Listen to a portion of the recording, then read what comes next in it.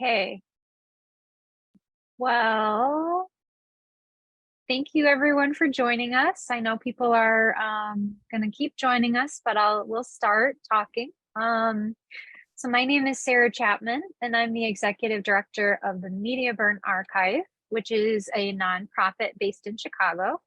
And we collect, produce, and distribute documentary and experimental video created by artists, activists, and community groups. Our mission is to use archival media to deepen context and encourage critical thought through a social justice lens. And so one of the things we've been doing for the past 3 years is an ongoing free series called Virtual Talks with Video Activists, which this is a part of. And the goal of these events is to bring together filmmakers, activists, scholars, and just generally interested people to create a community surrounding independent documentary. And so we're going to show you some videos and we're going to talk, and we hope you all will definitely participate if you want to. Join us again in 2 weeks for our next event, which will be the film Chemical Valley by Mimi Pickering and Ann Lewis, an Apple Shop production, which was about a large chemical spill in the 1980s that unfortunately is very relevant to the present day. So today, though, we're really excited to be presenting some feminist activist videos from Turkey. There are going to be 9 clips, and we will talk in between each one. So be prepared for that. They're all short. So during the event, while the videos are being screened, please stay muted so that we can all hear.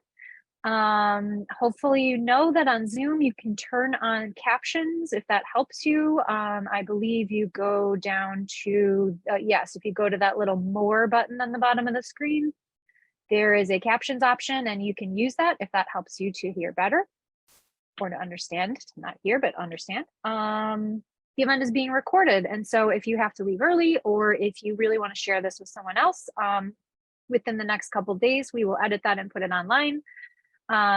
You will all receive an email from Eventbrite with the link, but it also will get posted to Media Burn's website if you don't get that email. So tomorrow, hopefully, just check mediaburn.org in the events section and you'll be able to access that recording if you want to share it with anyone or rewatch it. So again, please do participate in the discussion once it gets to that point. And with that, I am just going to introduce our guests and hand it over to them. Guliz Saglam is an independent documentary filmmaker and a feminist video activist. Her work consists of independent documentaries on various issues, including immigration, women workers' strikes, and resistance in different parts of Turkey, as well as solidarity campaigns of women's organizations with women's workers' resistance movements and the encounter of feminists with women labor and peace activism of women. She documents the campaigns and demonstrations of feminist movements and women's initiatives for peace. She's involved in the organization of Documentarist Istanbul Documentary Days, Which Human Rights Film Festival, and Eurasia Turkey Documentary Scriptwriting Workshop. She takes part in different video activism collectives. Her films have been internationally screened in various film festivals.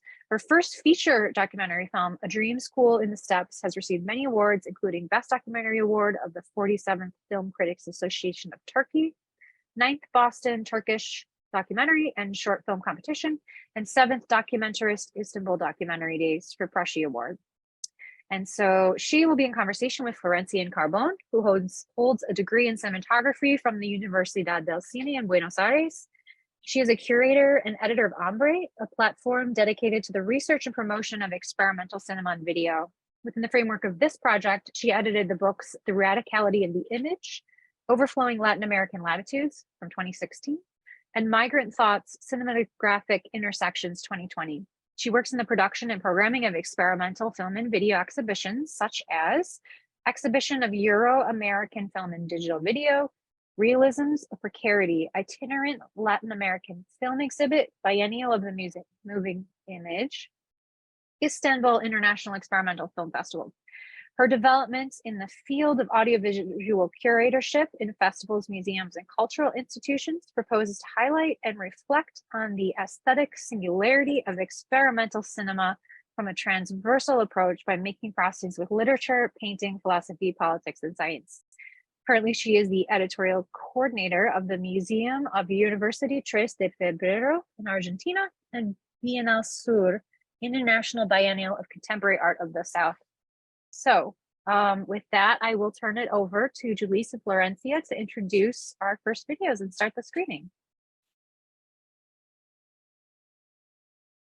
Guliz, would you like to go or I do it first?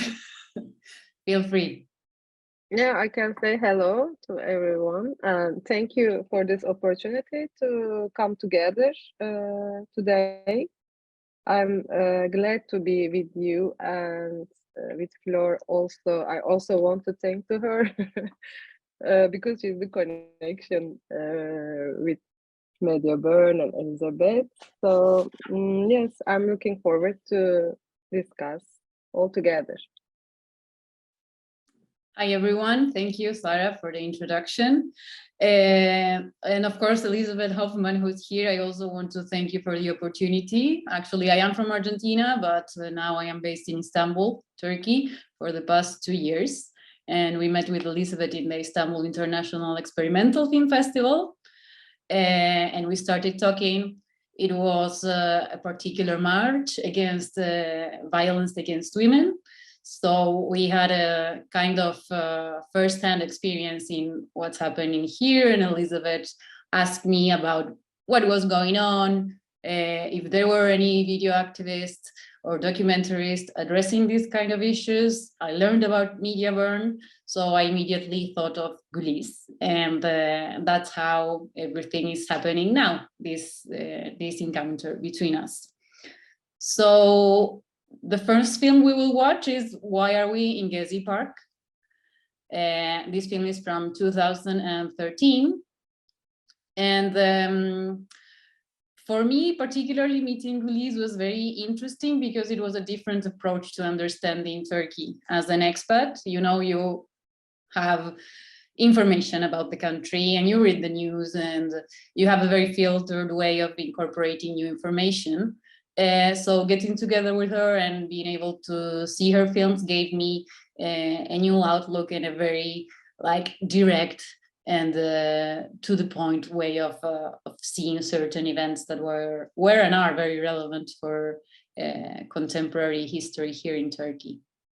So what happened in Gezi, please Guliz, feel free to say anything else or correct me, but for me it's very interesting because it's, you know, like the last drop that made everything explode in a certain way. It's similar to the 2019 social explosion in Santiago de Chile because they increased the rate of the subway, or what's happening right now with the increase in the retirement age in Paris, in France, and these uprisings. So particularly in Gezi Park, they were trying to turn the park into a mall, like a commercial center, and people got together and made something spectacular happen. Basically, they built a community, an unexpected community, and they took the territory of the park. So I think it would be interesting to see the video and then talk more in detail about it. I don't know if Guliz, you would like to add something else. No, yeah, you said all actually. And this year it will be the 10th anniversary of the Gezi resistance. Hope we can make commemoration or let's say the protest again this year. Let's see. Because it's been for a long time now, it's been banned to make any kind of demonstration about Gezi resistance. And still people are in the prison who are charged to organize, etc., so-called organize this uprising.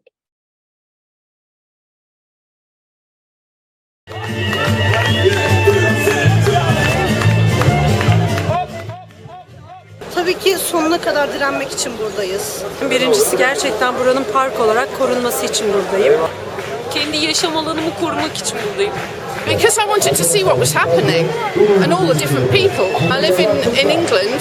It's on the BBC, it's in the Guardian. But until you're here, you can't tell the spirit. Gezi direnişi ağaçların korunmasıyla başladı ama genel refleks olarak, toplumdaki refleks olarak AKP karşıtlığıyla sürmeye başladı.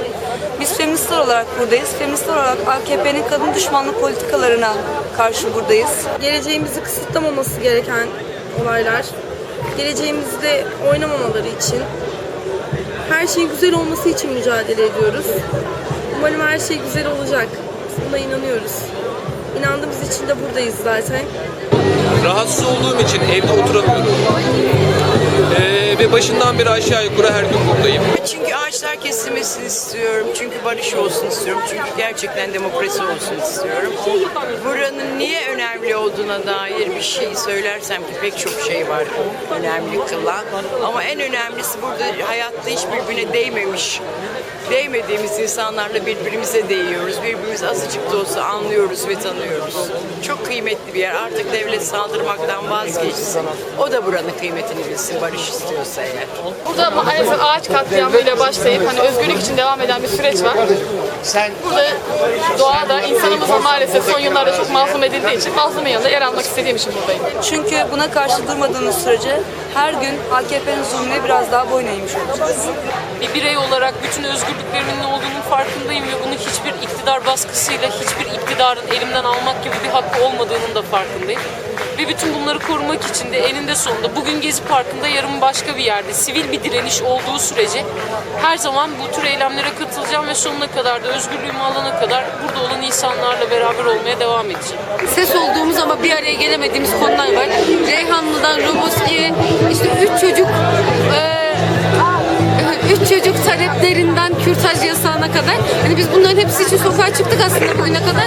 Ama hani bir araya gelerek aslında bütün yani birçok farklı kesimden bir sürü insan bir araya gelerek bu talepleri ilk defa dinlendirmiş oldu. Gezi Parkı da aslında bu 3 ağaç da bizim için bunun kıvılcımı oldu. Onun için buradayız.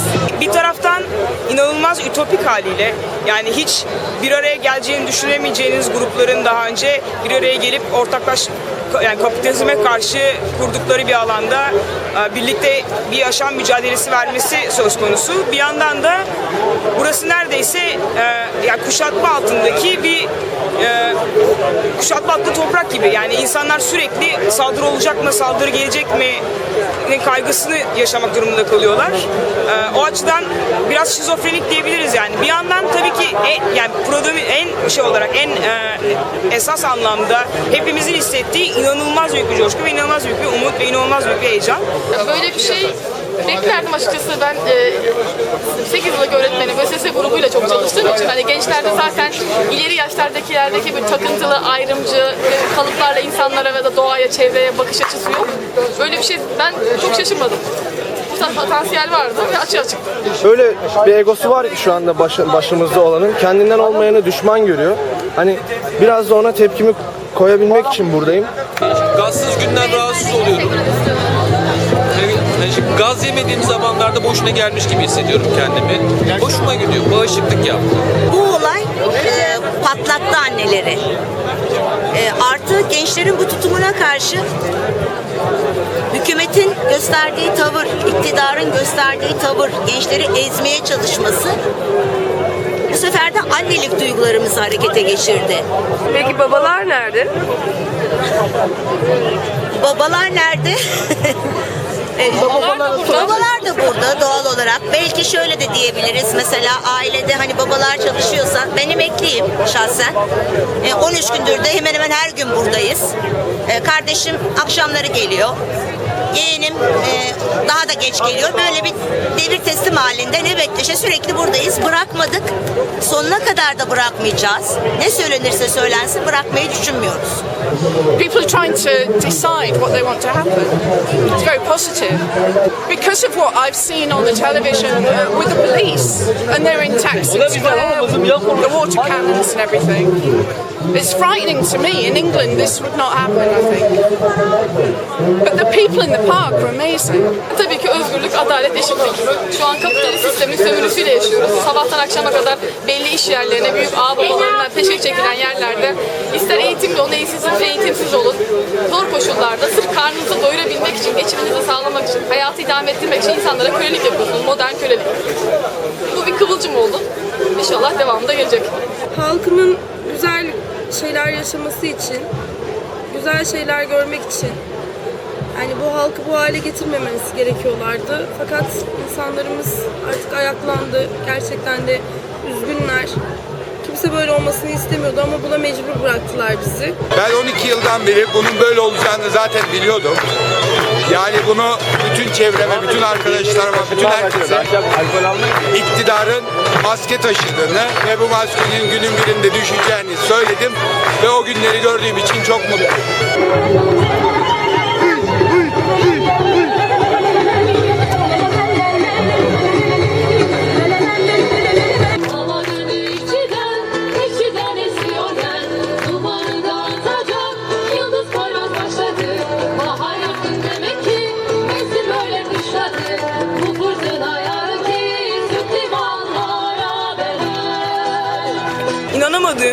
İnanamadığım çok muhteşem bulduğum yönlerden bir tanesi hiçbir şekilde bu tedirginlik ne paniğe ne insanların birbirlerine karşı dönmesine dönüşmüyor. Yani bir şekilde hakikaten o tedirginlik sadece bizi birbirimize daha fazla kenetliyor ve ona göre hareket ederek sonra tekrar ütopik yaşamımıza geri dönüyoruz. Bilmiyorum duyuyor musunuz ama çok güzel ıhlamur kokusu geliyor. Böyle güzel bir şehrin merkezinde, böyle herkesin kullanımına açık bir park benim için çok önemli. Artık giderek şöyle bir topluma dönüyoruz. Tüketim gücün kadar değer verilen insanlar haline dönüyoruz. Halbuki burası halka açık. Gerçekten çok az bir bütçeyle de insanlar burada hayatın keyfini yaşayabilirler. Şuraya getirirler işte sandviçlerini yayarlar. Ben böyle bir toplumda yaşamak istiyorum. O yüzden buradayım.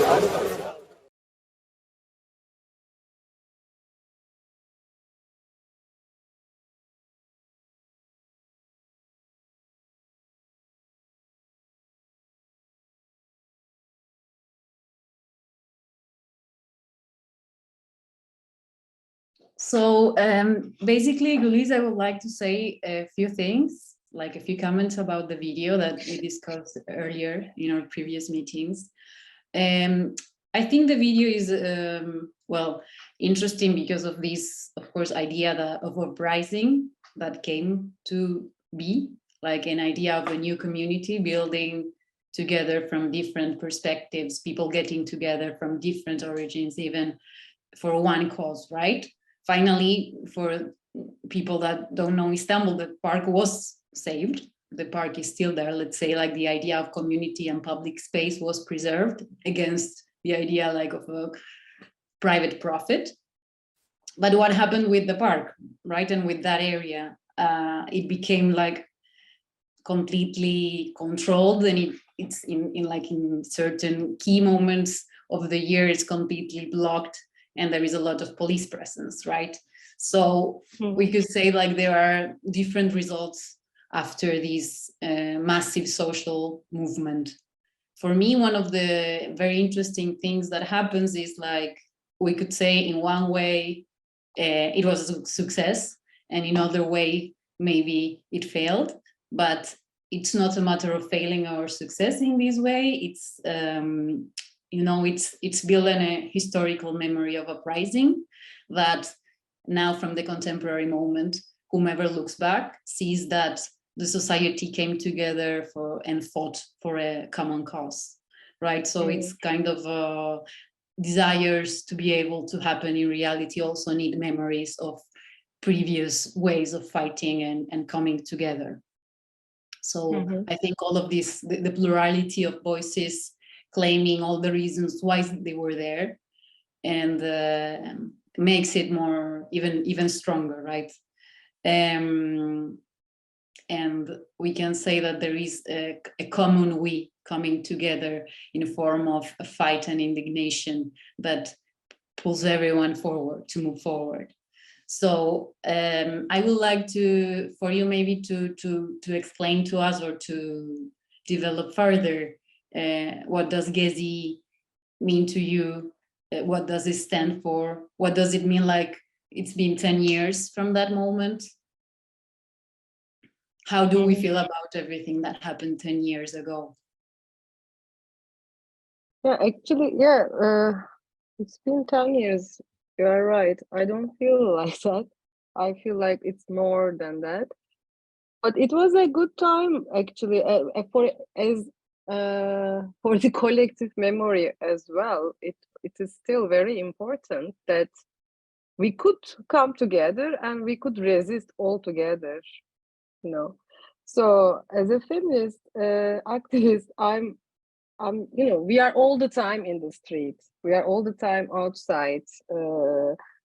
Before Gezi and after Gezi, the women's movement is getting stronger in Turkey. So it was for me the first time I see different groups as well. We all come together from different ideologies as well. And we stand for something. And we also remember what was the solidarity? What does it mean, actually? So for me, the most important, yes, the police violence was brutal. 8 people were killed by the police from different places. And the attacks were terrible with tear gas, etc. Many people lost their eyes. This is something, this happened. It was brutal, police brutal, state violence, let's say. But at the other hand, many people from different parts, from different classes, and from different social classes, and from different ideologies come together. And me also, I remember to listen to someone. Many people was telling this. I forgot to listen because I need to say something all the time. Everybody needs to say something loud. But what about listening to the other one? So it was also the first time, maybe in the public space, people start listening to each other. And then this, all these prejudgments, etc., it was maybe going away a bit. So that's why it was very dangerous for the state or for the authority. For the authorities, because when people come together, they start to listen each other, and then they become friends, and then there's the feeling of solidarity starts there, and then we say, okay, we have to stand together. We don't need to be divided into pieces where we come to anything, actually. So it was one of the turning points in the history of Turkey, I think, that Gezi resistance. That's why after that, the pressure operation was getting bigger and bigger and bigger. And now the park's still there. But one corner of the park is like a police station. 7 days, 24 hours, the police is there all the time. But for me, it was like, I was there 2 weeks all the time. I hardly went to home. I think we were staying there. So it was a kind of, I felt that, like I felt free. And a kind of free in the park during 2 weeks without any kind of, but there was always the threat of police attack. So it was not total freedom, but this feeling of solidarity, actually. And that was a very good experience for me, for many people as well, I think, but for me also, that yes, we see we can stop something. If we come together, we can stop something. We can decide for our city or for our public space, for ourselves, etc. It's a good example of that. So I am picking up that last idea of coming together and trying to find like a collective solution. because that really resonates with the next film we will watch, The Zone. This film is about the free zones in Turkey. Basically, these areas have like privileges tax-wise and regulation-wise in the working conditions. So we will see a fragment of the zone. There will be a woman worker talking about what's her experience going through working there, having a family there, even living there. So maybe after we watch it, we can continue discussing about this.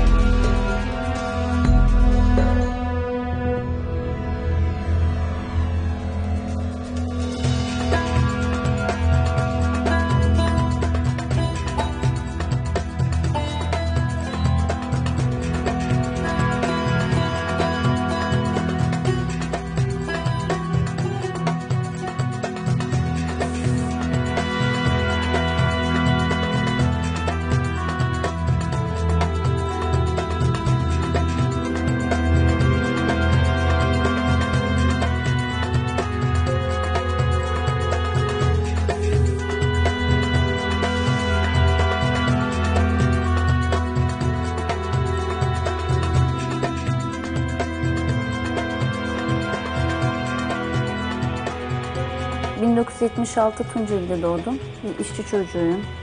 79'un sonu 80 gibi İstanbul'a göç ettik. 12 yaşında işte işe başladım, çalışmaya başladım. 32 yaşındayım, halen de çalışıyorum. Ya benim serbest bölgeyle ilgili fikrim hiç yoktu, ya bir bilgim yoktu. Ama hep böyle şey söylerlerdi. Serbest bölgeye girdiğin zaman Avrupa Birliği'ne girmiş gibi oluyorsun. Aynı haklara sahip oluyorsun. Böyle anlatılırdı.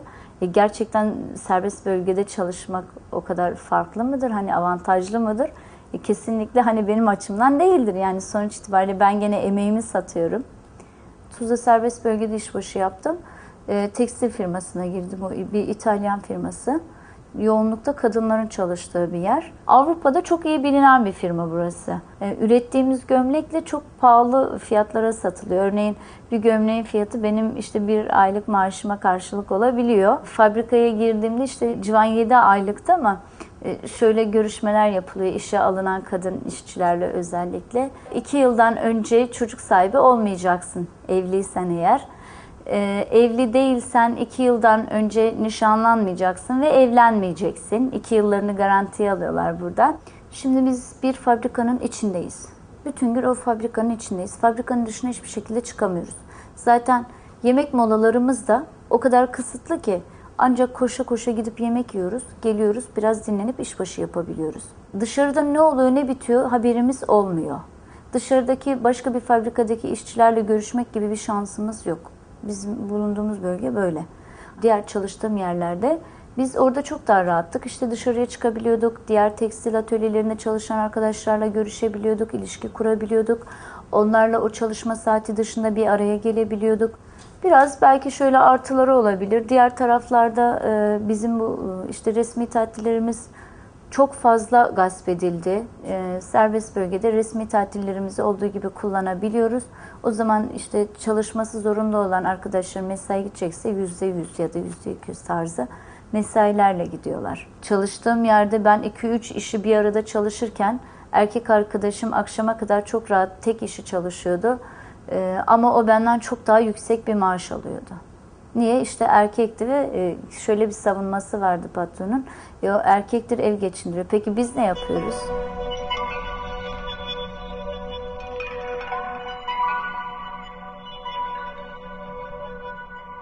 Ben burada sonuçta hani emeğimi satarak varım. Hani bir bilek gücüyle varım.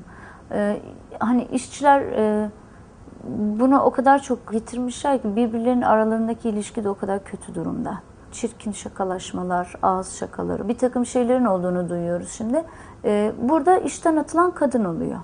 O erkek işçi orada çalışmaya devam ediyor. O aynı şeyi devam ettiriyor tekrar. Bu yaz dönemi içinde bayağı kadın işçi atıldı oradan. Şimdi bunu da hani orada diri tutuyorlar ki hani işçi kafasını başka bir şeye yormasın. buranın işte 3 ayda bir ikramiyeleri varmış. Bunları maaşla öderiz diyerek kaldırmışlar. Şimdi hani biz sendikalı olmuş olsaydık kötü mü olurdu? Daha iyi bir ücret alacaktık. Yani her şeyden önce örgütlü olacaktık. Şimdi sendikaların durumuna bakıyorsun, içler acısı. Hani sözüm ona İSO geldi burayı kontrol etti ama hani bize hiç dönüp bir şey sormadı. Yani sizin ihtiyaçlarınız nedir? Siz hakikaten burada memnun çalışıyor musunuz? Senin bize biraz müsaade etmen gerekiyor oğlum. Bak Doğan'la dur. oynayın. Dur. Aa, Doğan abiyle erikleri götürsene, erikleri göster. Aşağıya. Erik. Gerçekten. Erik toplar sana. Bizim bahçenin erikleri yok mu? O zaman hadi kim daha çok toplarsa. Akşam saat 5:30 gibi evde oluyorum. Eve geldiğimde işte önce oğlumu eve alıyorum. Binada birlikte yaşadığımız akrabalarımız, birinci derece akrabalarımız bakıyorlar oğluma. Şimdi burada hani şey de çıkıyor, yani bir kreş olsaydı çocuk farklı, daha farklı bir şekilde büyüdü. Ne yazık ki hani böyle bir olanağımız da yok.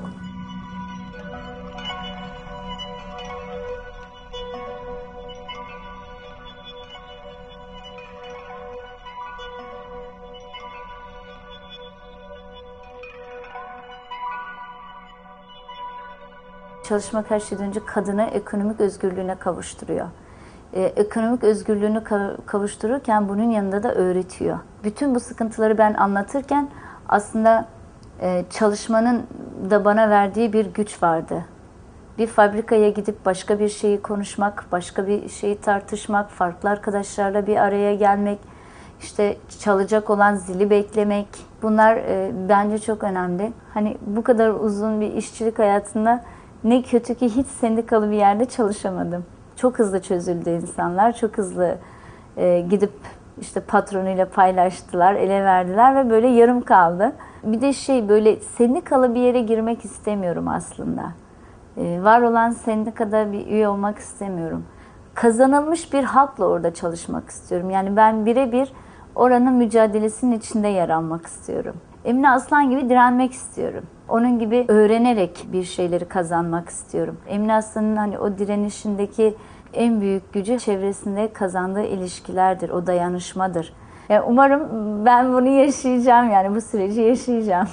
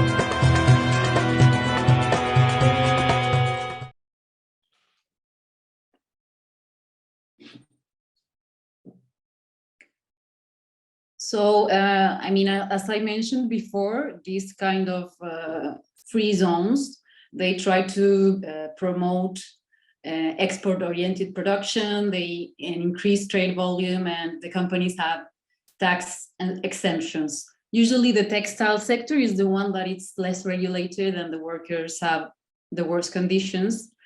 And in Guliz film, we can see several testimonies of different women. And we chose this particular woman because she proposes like a possible positive outcome. Most of the workers feel very subdued by how the working situation is in the factories and how little time they have to devote themselves to their families and their children. And not being unionized in lots of these factories is a big issue because as the workers are divided and individuals who don't talk to each other, who don't think about the future together, the conditions, it's better for the employer. So this woman, she was pretty much involved in generating ways of collaborating, of unionizing. But of course, that's also challenging because it's mainly a man-dominated working environment and culture. So, Guliz, I would like to ask you, how did you find these women? How could you access this environment and film there? And what happened to the woman in the video? I mean, I know that you had a little follow-up with her.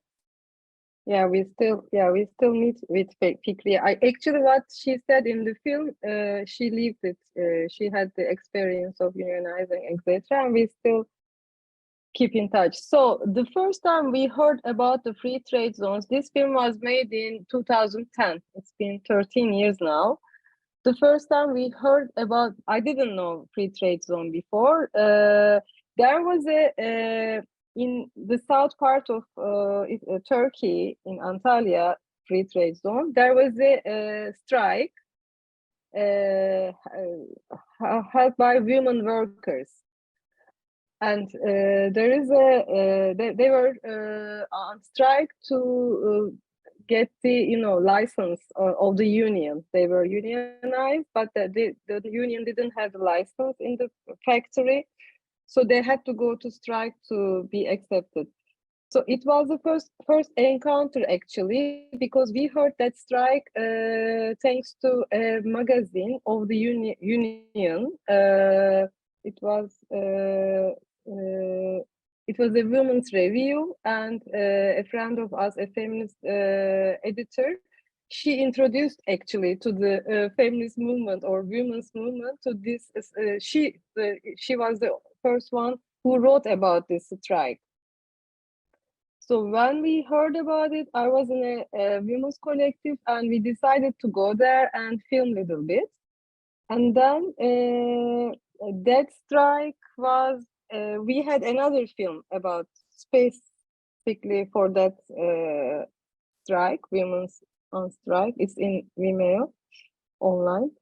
So that's how we first met with free trade zones, try to understand what's going on there, why it's called free trade zone, and why it's so hard to work there, or the advantages and disadvantages. And what does it mean to be a woman worker actually? Why it's different? Why we say women workers, etc. What is the difference? What is the because we always say patriarcha. We are struggling against patriarcha, and we see all that structure in the factories as well. Because it's labor, it's women's labor, it's invisible labor, you are less paid, etc., and it is. But at the other side, women they want to work because they want to get economic independence, etc. So there were many layers. So we decided with a friend of mine, Faryal, we decided to go deeper on this issue, free trade zones issue. So we made one film about that strike in south park of Turkey, and then this film, The Zone, and Feryal's PhD. She also made a research, and she wrote her thesis on the free trade zones in Turkey and women labor, and then she wrote a book. So we made films, clips, and book all together about this women's labor and the conditions, the working conditions of women. And it was the time there were some resistances, the strikes, and as a women's movement in Turkey, we also organized solidarity campaigns with these strikes, like Novamed strike in Antalya, and this also Fikriye mentioned a woman in the film. She says she wants to be like her. So she was one worker in Istanbul. She was, she resisted 1 year in front of the factory. She was fired. She wants to be unionized, and she was fired. So she started a kind of, strike. One woman strike in front of the factory, and we also organized a campaign for her. We, who is we, the women's movement, women from different parts and feminists as well. So that's the time that we were, I was in this protest, in this campaign, and I was filming at the other hand. And then we decided to make the films, etc. Later, it was the time that we were filming with mini DV cameras, etc. There was no HD then. So it's like 2008, 2009, 2010, those times. And how did you have access to the factories? How come they didn't have any issues in you shooting there? Yeah, it was the hardest part, actually. We traveled a lot to find a place who will let us in, because they don't let you in. And we found one in Mersin, in the south part. It was the worst conditions, actually, the textile one. And the others, it was always, like 5 minutes. Okay, then you have to go out. It was very hard to film in the free trade zones and in the factories, because they don't let you there, or they ask you many questions. And it was, for me, it was also another kind of experience as a woman filmmaker, let's say. They were like, they were asking us, who are you? How comes you come here alone yourself and you decide who gave you this idea to make this film? They asked me this. It's your own idea, right? I was like, sorry. It was another kind of encounter for me, actually. Then I realized that, if I was a man, they wouldn't ask me that question. Who gave you this idea? Because they were shocked, these people. They saw we were only one, me and Faria, two women. We had the camera. We are two person in the team. There is no other one. And we are, going there. Well, maybe the surprise factor yes. worked in your favor in a weird way. It was, But when we meet we try to contact through people with the woman, and we were always very welcomed. We were more like afraid or scared if you don't want to say this, you are free not to say or not to accept. And about the visibility, if you say that you don't want to be seen, we can understand. But no, they were encouraging us, and that's why it's very important for me. When you make a film, you change together with the characters as a filmmaker. You are this is also an encounter. You come together. So they were encouraging us. No, I want to be heard and seen. I want people hear me. So yes, it was. I don't want to talk a lot, but it was a very interesting experience for me as well. Super. So we can move forward with the next clip. What is the next clip? The next clip is the Kurdish conflict. Yeah. So we will watch a short clip, 3 minutes, about the Kurdish conflict in Turkey.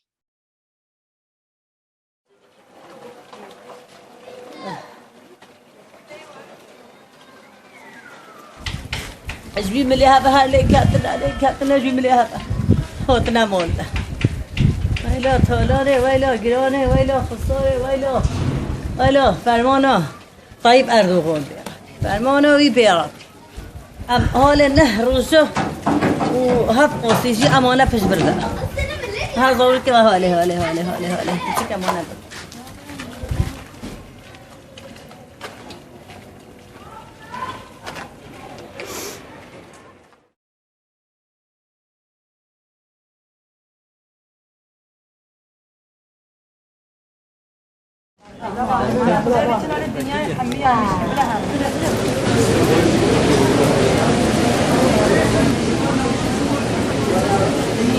İlk 2 akşam onca silah seslerine rağmen evde kaldık. Sonra silah sesleri çoğaldıkça, bombalar arttıkça biz evi terk etmek zorunda kaldık. Komşulara sığındık. Orada da bomba sesleri, sabaha kadar bomba sesleri duyduk. Biz kesinlikle şu an burada yani yaşıyor olmamıza bile şaşırıyoruz. Gerçekten yani öleceğiz dedik kesinlikle. Ben şu an yani şoktayım. Yaşayacağımızı düşünmüyorduk yani. Atılan onca bombalarına rağmen. Çocuklarımız ellerimizde susuz, aç, bessiz, mamasız, elektriksiz, resmen bir sefaletin içindeyiz. Biz de insanlarız. Kürtüz diye öldürecek miyiz? Onu mu istiyorlar yani? Kürtüz diye ölelim mi? Biz dilimizi istiyoruz diye ölelim mi yani? Öyle için yaptık. Tüm bunları öyle için yaptık. İstanbul, Bursa, Ankara, Kocaeli, Sakarya, Antalya, Adana, Ayvalık, Kayseri, Siirt, Dersim ve Mersin. Her taraftan 150 kadınız. Cizreli kadınlar hayatlarına sahip çıktı. Bunun için de direndi. Üstelik de yıllardır sadece 9 gün boyunca değil, 9 gün boyunca 21 sivil devlet tarafından öldürüldü. Sizin kaybınız bizim kaybımızdır. Sizin öyküleriniz bizim öykülerimizdir demek için buradayız. En çok da barış demenin, barış istemenin ihanet sayılmadığı bir ülkeyi birlikte kurma hayali kurduğumuz için buradayız. Barış için ses çıkarıyoruz.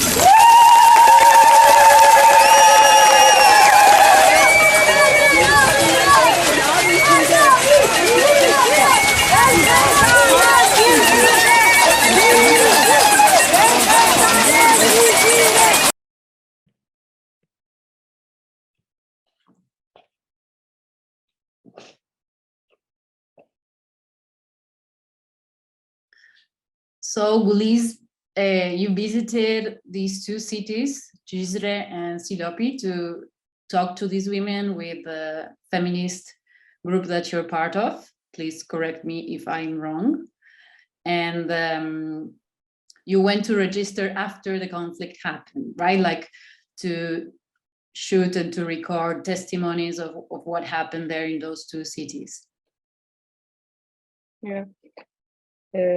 There was this Women's Initiative for Peace. It was founded in 2009, and we were part of it. I was part of it, and there was a peace. I don't know. It is a very long and complicated story, of course. This Kurdish issue of Turkey. So. Kurdish people are like, 25, 30 million now. They want to have their cultural identity and language, etc. They want to be recognized as Kurdish people.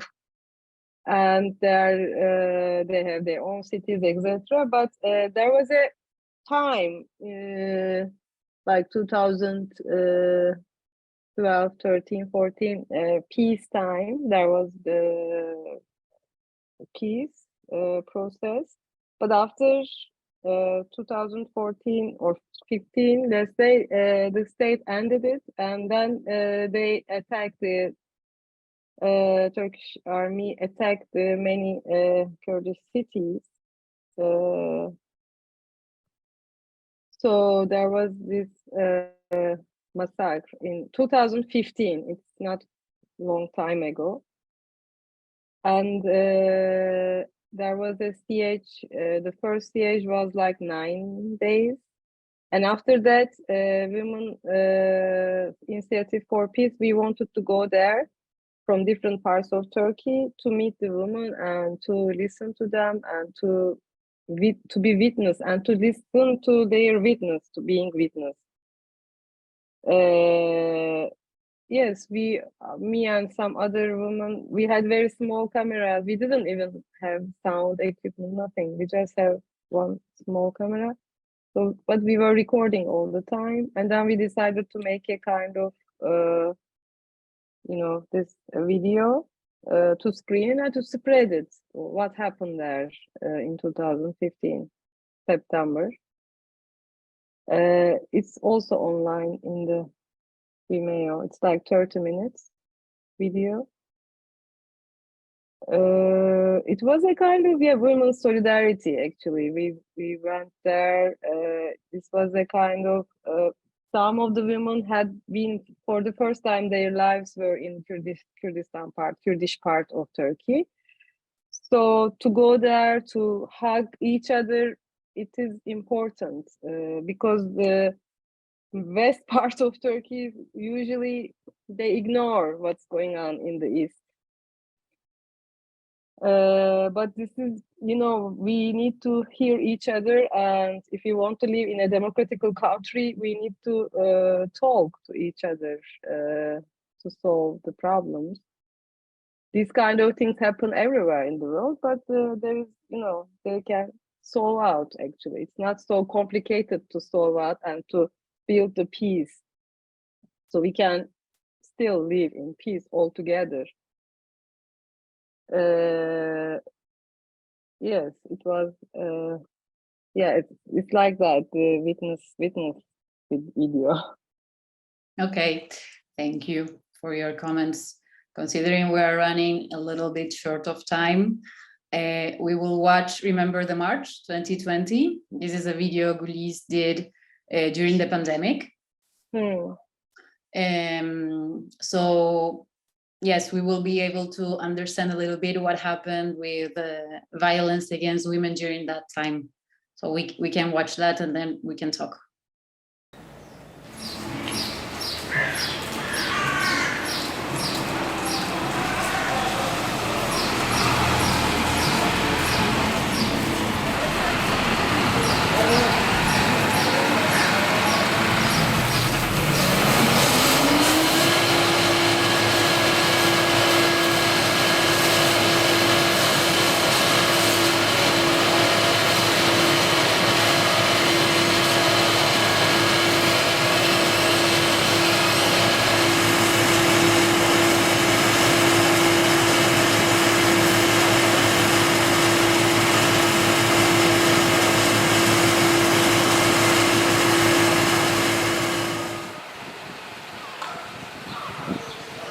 ...9 ve 6 yaşında 2 çocuğu ile sığınak talebi için karakola giden bir kadın, polisin sığınma evine çocuk alınmıyor dediğini ve bu nedenle geri döndüğünü aktardı. Polisin bu örnekte yanlış bilgi verdiği görülmektedir.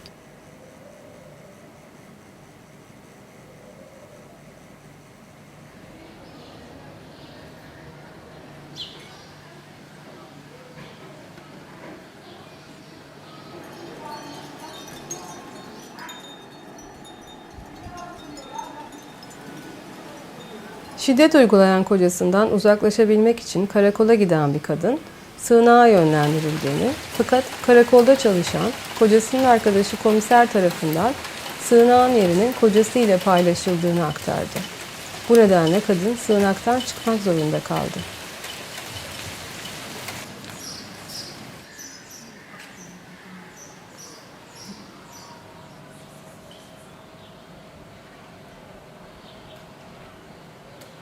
İki çocuklu boşanmış bir kadın, çocuk nafakası olan 400 lirayı alamadığını, Aile, Çalışma ve Sosyal Hizmetler Bakanlığı'na ekonomik destek için başvurduğunu, fakat talebinin reddedildiğini aktardı.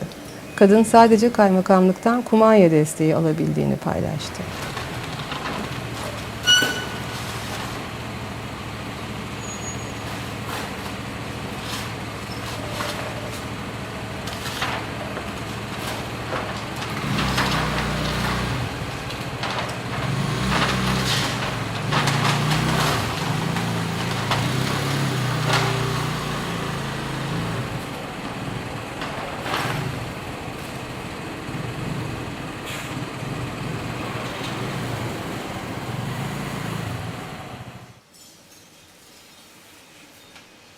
...6284 sayılı kanun kapsamında adli yardımdan yararlanmak isteyen bir kadın, baronun adli yardım birimine başvurduğunda kendisine uzun bir gerekli belgeler listesi verildiğini aktardı.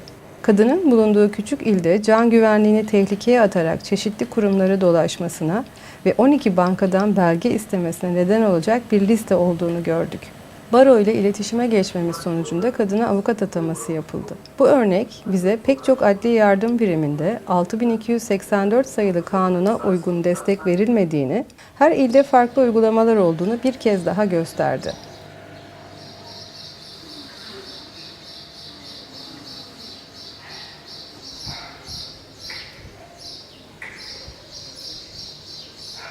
Sadece son bir haftada ondan fazla kadın öldürüldü.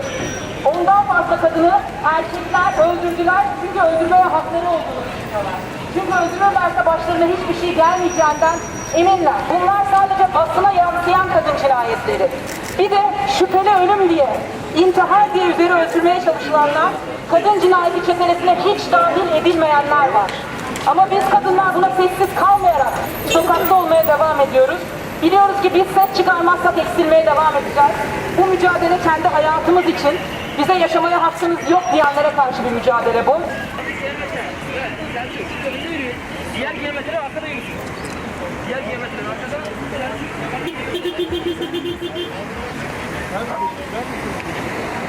Biz kadınların da erkek şiddetinden uzak ve özgür yaşamaya hakkı olduğu için burada yürüyoruz. Kadınları erkek şiddetinden korumak devletin görevi, kolluğun görevi, savcıların ve hakimlerin görevi. Kadına yönelik şiddetin meşrulaştırılmasından, normal görülmesinden bıktık. Erkek şiddeti hiç normal değil arkadaşlar. Kadın cinayetlerine acil önlem alınana kadar bu katliam durmayacak. Kadın katliamları durmayacak biliyoruz. O yüzden de kendi hayatlarımıza, kendi haklarımıza sahip çıkıyoruz.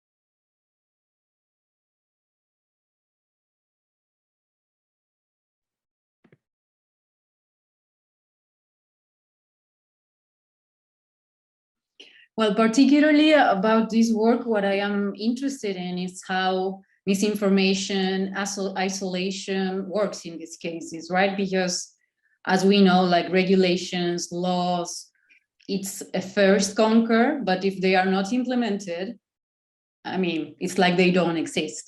So as we can see in your video, there are laws, regulations that are protecting women, but what happens when something actually happens and they have to ask for help, like the system is not showing up for them, right? Like all across the video we can see that. So where did you get that information? How did you come to find this information, and to what can women do in those circumstances when something like that happens to them? Yeah. Actually, we were more now. We don't even have the Istanbul Convention. Istanbul Convention, because, exactly. That time, 2021, I think, isn't it? It is. This film was made 2020, huh? Yeah, I mean, Istanbul Convention, for those who don't know, it's Istanbul a convention Convention is the law protection against violence, actually, male violence. It was a very good law, and Turkey was the first one who signed it in 2000. Yeah, signed the convention. But then Erdogan decided to withdraw it at one night, and he said, "Okay, Turkey will withdraw." So now we don't have it, but we still have the other laws, 6284. Anyway, this film, it was the first year of the pandemic. We were all in the blockage, in lockdown, etc. And then there is a cinema review. They asked some filmmakers if you want to make some films while we are locked down, and what do you think about it? And I said, yes, I can do something at home, just because this film, I shot it from the window here. And then I was also reading these reports prepared by a Purple Roof organization. It's a feminist organization, foundation. and they work only male violence. And if they have a shelter, it is the only feminist shelter in Turkey actually. It's a foundation, and they are working on male violence issue. So they were having a lot of calls during the pandemic because the violence and femicides were augmenting during this lockdowns. And the government was suggesting people stay home, stay alive, don't leave your houses, etc. Everybody has to stay at home. So my question is staying home enough to stay alive? Because when you stay home with your husband kills you. So then I start reading regularly the reports of Purple Roof, and then I got this idea: what happens if I read them aloud in on these images of pandemia from my window? Actually, this is my street.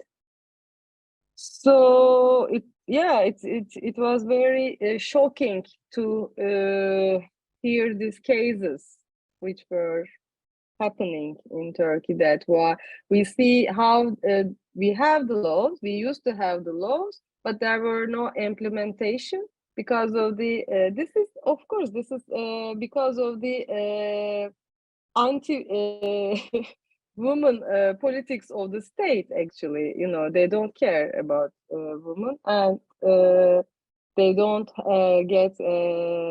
they don't implement the law. It is the only issue, and they don't want women to be divorced. They want their family sacred families all around, but women say no.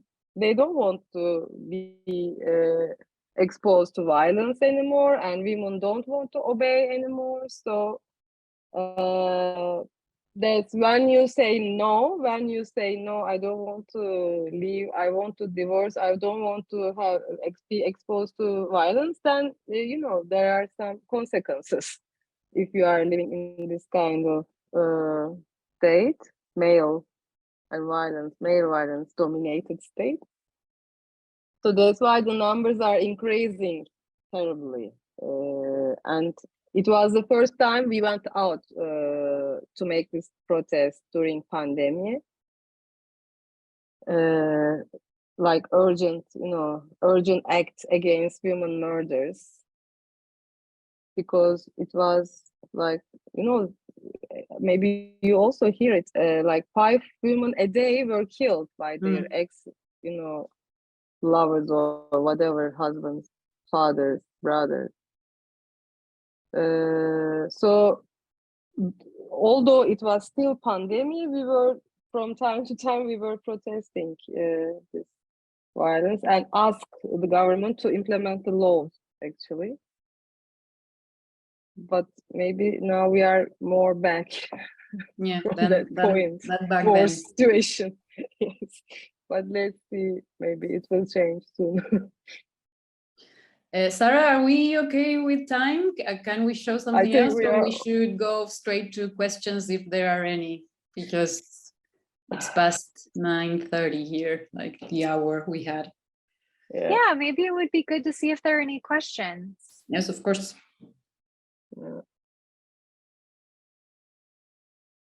If not, we can show from 8th of March demonstration. Maybe.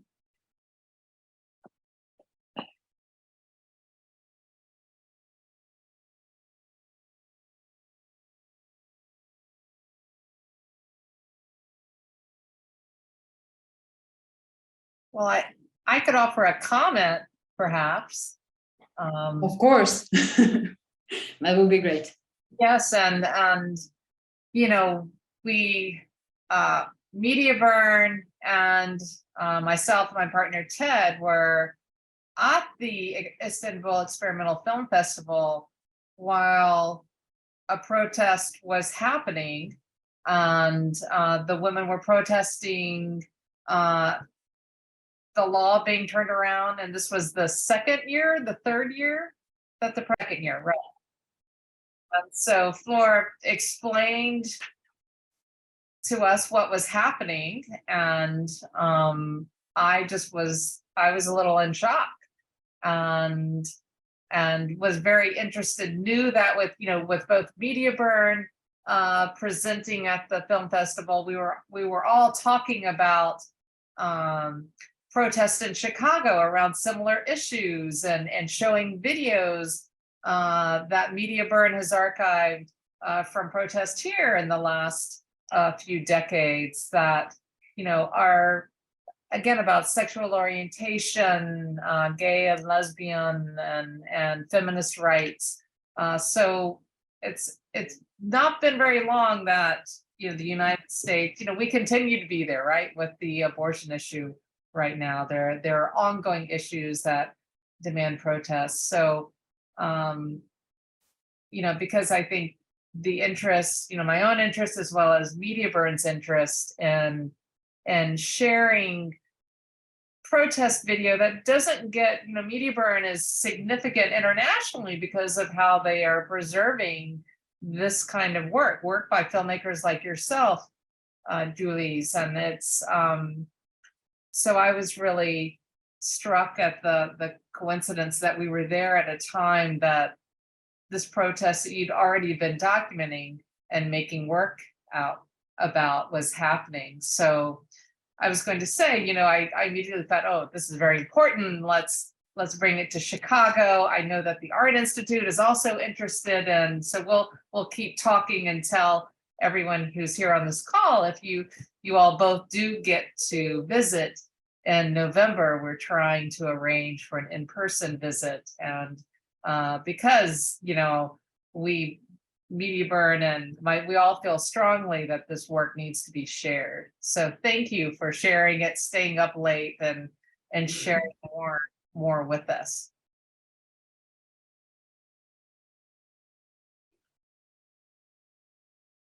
Yeah, actually, thank you for giving space to us to show these videos. Actually, there are many videos, like you mentioned, with a lot of police violence, but we didn't choose them spatially. If there are people interested, they can see them on Vimeo page. Like the night you were there, it was a really tough night. Guliz was recording that night. Yes. It is. I think later I sent you the link. Yeah. I saw some of it. Yeah, but today we didn't spatially choose them. Because we need more the feeling of struggle and hope and solidarity. That's why I think. You do have but they're available on Vimeo page. Someone in the chat has a question for you.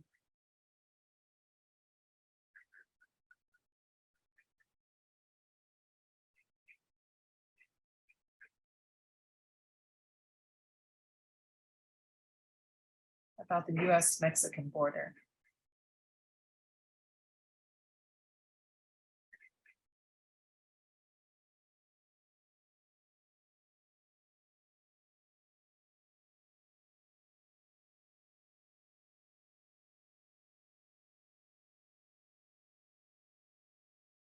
Alejandra.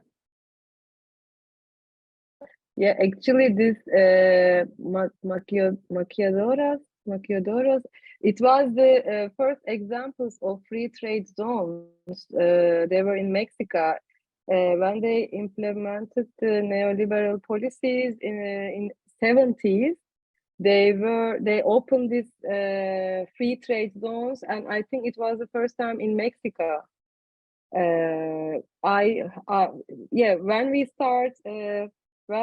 start making research about free trade zones, we read about these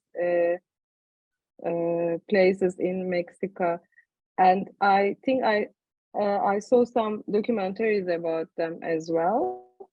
They were very similar working conditions they had. But I'm not sure if they had unions there. Here in some free trade zones, they are unions. but I don't know the actual situation there, unfortunately. The second question, sorry, I couldn't understand the second question about the Gezi Park.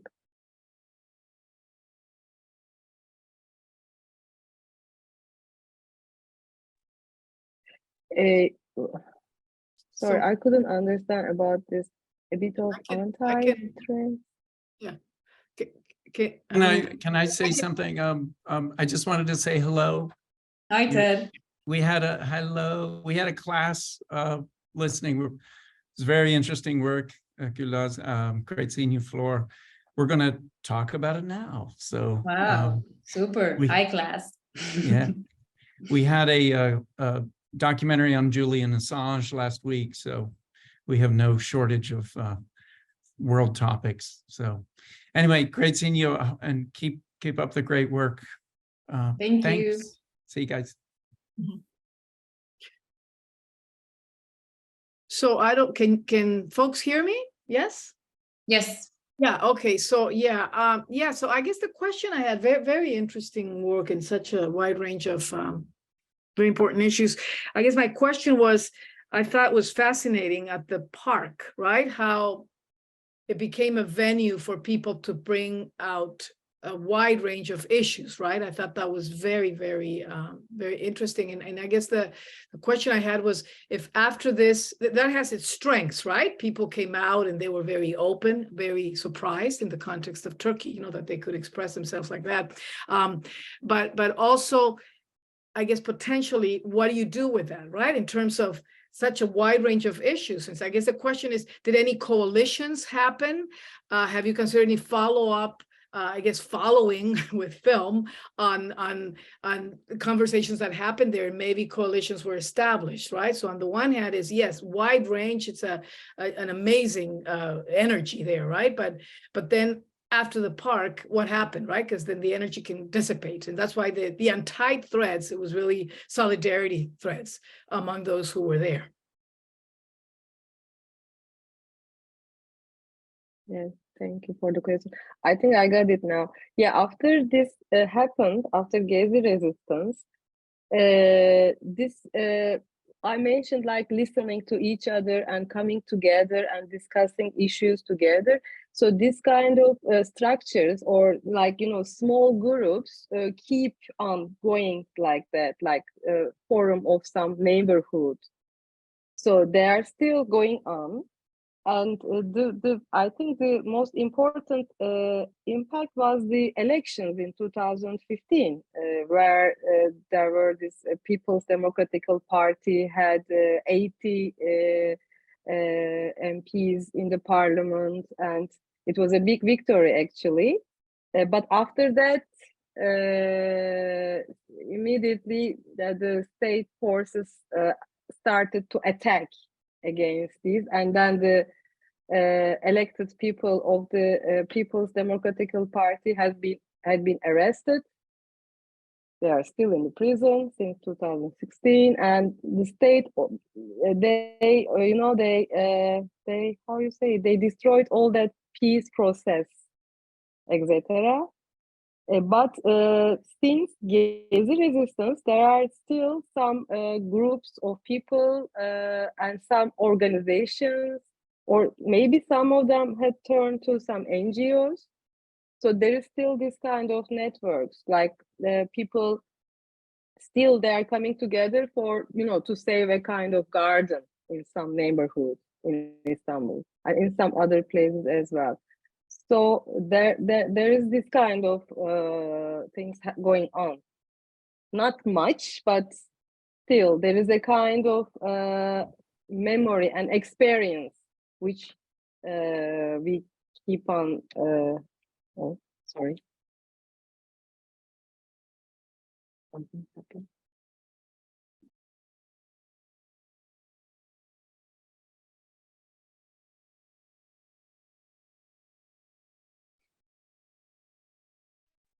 Sorry, you hear me now?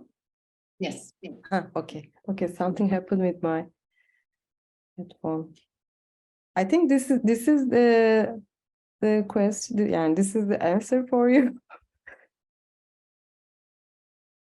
Yeah, thank you. Very, very clarifying. Thank you so much. I'm glad to hear that it's continued despite the current situation in Turkey and many other countries as well.